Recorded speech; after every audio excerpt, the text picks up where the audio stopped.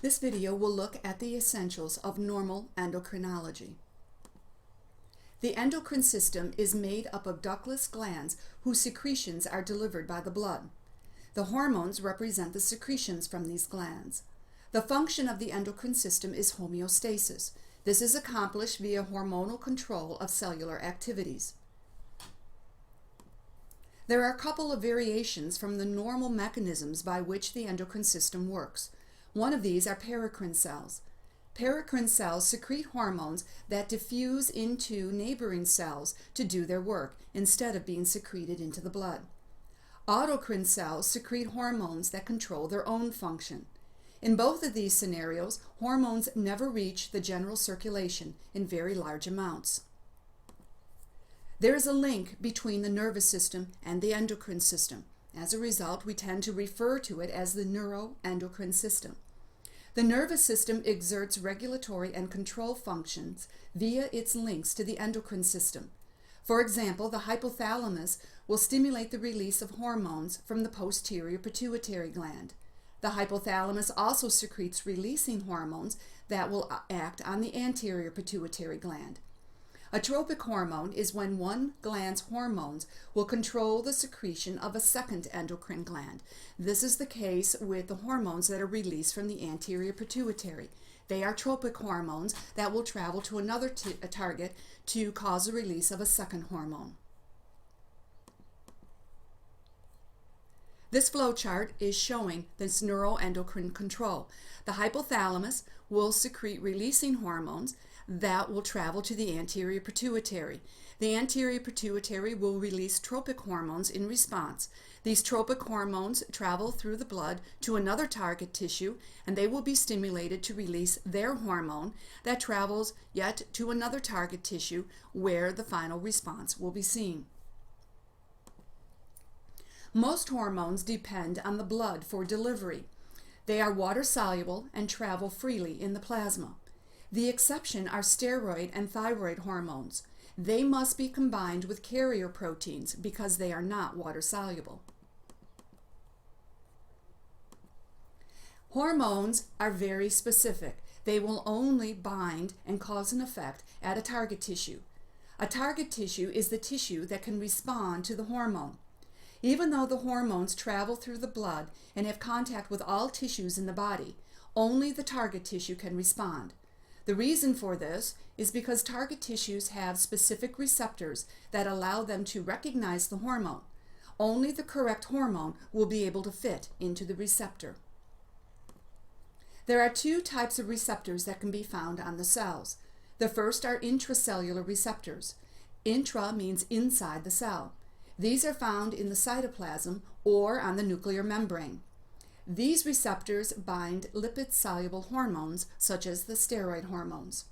The other type of receptor are membrane receptors. They are found on the cell membrane surface. These are primarily for water-soluble hormones.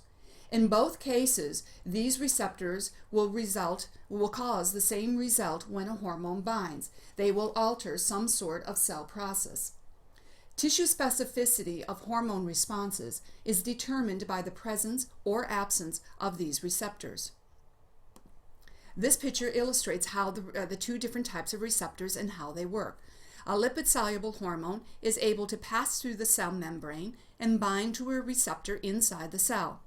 Water-soluble hormones bind to membrane-bound receptors, but regardless of the type of receptor the hormone binds to, the effect is the same. They will alter some cell process.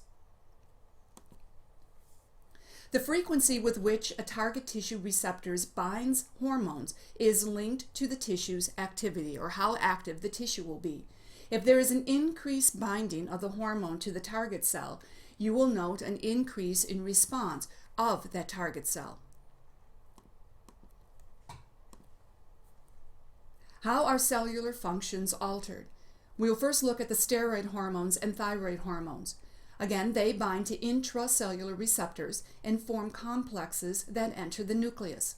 These complexes then interact with the DNA.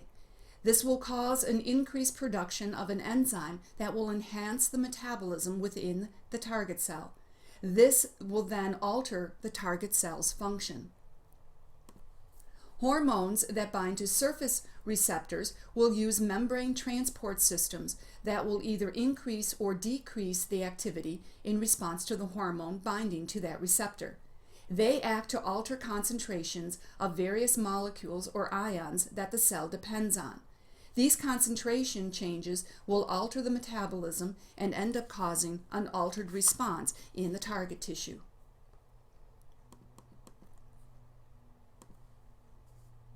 The frequency of receptor binding is dependent on the amount of hormone delivered in the blood at any given time.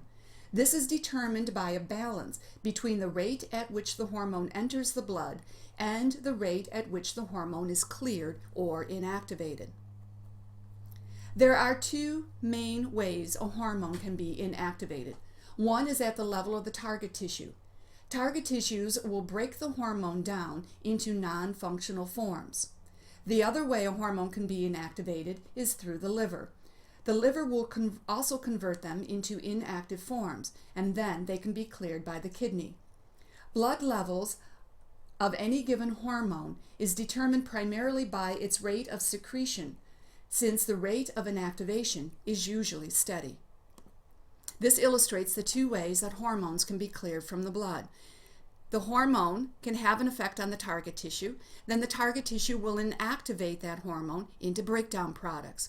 Excess hormone that does not bind to the target tissue will travel through the liver as it makes its way through the body. The liver will also inactivate the hormone, breaking it down into its byproducts that can be cleared by the kidney.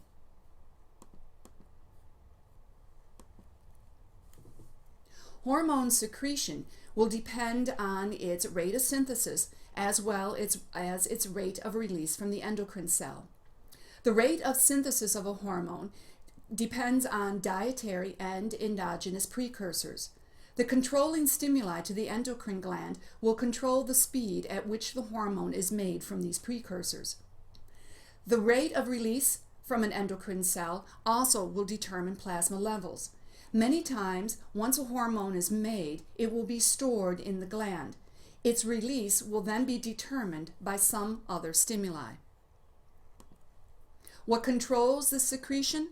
The main control mechanism is via negative feedback. And there are two different ways that negative feedback can work. In basic negative feedback, the level of the hormone is inversely related to its secretion rate. For example, this is seen with sex hormones and thyroid hormones. Another version of negative feedback could be where the hormone level depends on some variable that is controlled by the hormone. This is seen with the hormone parathyroid hormone and calcium. As the levels of calcium decrease, you will see an increase in the secretion of parathyroid hormone. This is still a negative feedback mechanism.